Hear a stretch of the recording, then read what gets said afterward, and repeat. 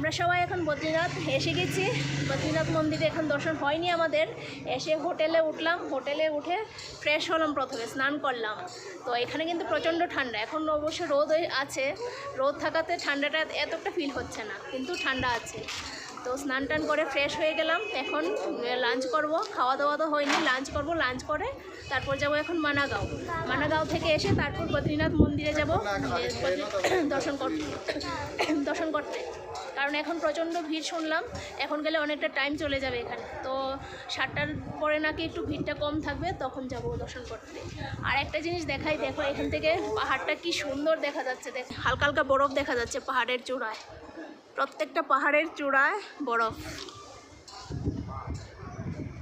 খুব সুন্দর দৃশ্য। আমরা বদ্রীনাথ মন্দিরের সামনে যে হোটেলটা নিয়েছি, সেই হোটেলের সামনে এই ভিউটা, কি সুন্দর নদী দেখো বয়ে চলে যাচ্ছে। ওয়াও, দারুণ। উপরে পাহাড়, চারিদিকে পাহাড়, আর পাহাড়ের চূড়ায় তো বরফ আছে হালকা হালকা, আর এই নিচে নদী কি সুন্দর বয়ে যাচ্ছে। মনে হচ্ছে এখানেই থেকে যাই। এখন চলে যাব মানাগাঁওতে। আর এই মানাগাঁও যাওয়ার জন্য এই সাফারিটা বুক করা হয়েছে, শেয়ারিং সাফারিটা।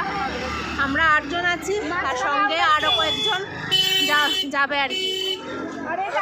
চলে এসেছি এখন মানাগাঁওতে, আর এখন এন্টার করছি সরস্বতী নদী আর বেদবাস গুফার এখানেই। এটার ভিতর দিয়ে এখন যেতে হবে।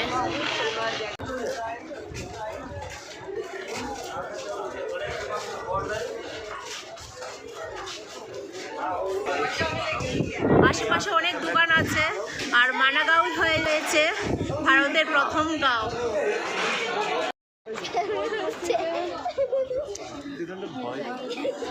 ওদের দুজনের জন্য পিঠু নেওয়া হয়েছে। এখন মানাগাঁও একটু আপ আছে, তো তার জন্য দুজনের জন্য পিঠু নেওয়া হয়েছে।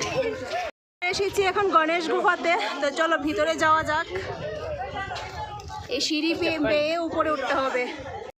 এই যে গণেশ গুফা, এখানে গণেশের বিগ্রহ আছে। এই গুফাতে বসেই গণেশজি মহাভারত লিখেছিলেন। মহর্ষি বেদব্যাস মহাভারত রচনা করেছিলেন, বলেছিলেন, আর গণেশজি এখানে বসেই সেটা লিখেছিলেন। এই সেই গুফা। আর এখন যাব বেদব্যাস গুফাতে, যেখানে বসে মহর্ষি বেদব্যাস মহাভারতটা পড়েছিলেন। চলে এসেছি বেদব্যাস গুফাতে। এই হয়েছে মন্দির।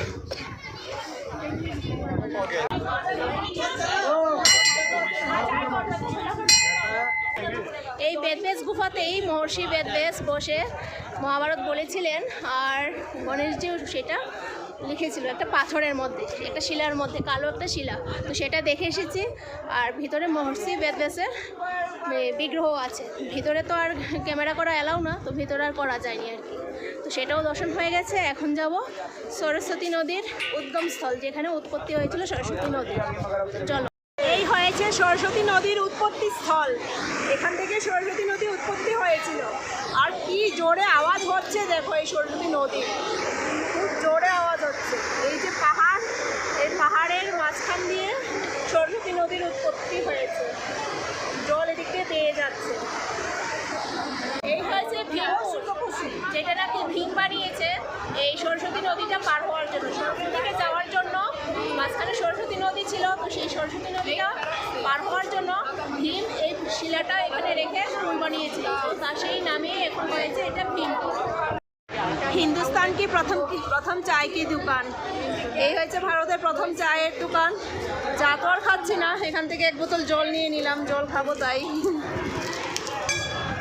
খাবো তাই একটু জল নিয়ে নিলাম। চা খাওয়ার মতো আর ইচ্ছে নেই, তার জন্য আর চা নিয়ে নিই। এখান থেকে বিস্কিট আর জল নিয়ে নিলাম। এই হয়েছে স্বর্গারোহণ মার্গ। আর এই পথ দিয়েই পঞ্চপাণ্ডবরা স্বর্গের দিকে রওনা হয়েছিল। আর আমরাও এই পথে এখন স্বর্গের দিকে রওনা হচ্ছি। তো স্বর্গের দিকে তো আর যেতে পারবো না, শুধু স্বর্গে যাওয়ার রাস্তাটা দেখবো। তো চলো আমিও দেখি গিয়ে আর তোমাদেরকে দর্শন করাই। পঞ্চপাণ্ডব তারা এইভাবেই স্বর্গের দিকে রওনা হয়েছিল। তাদের স্ট্যাচু বানিয়ে এখানে রাখা হয়েছে।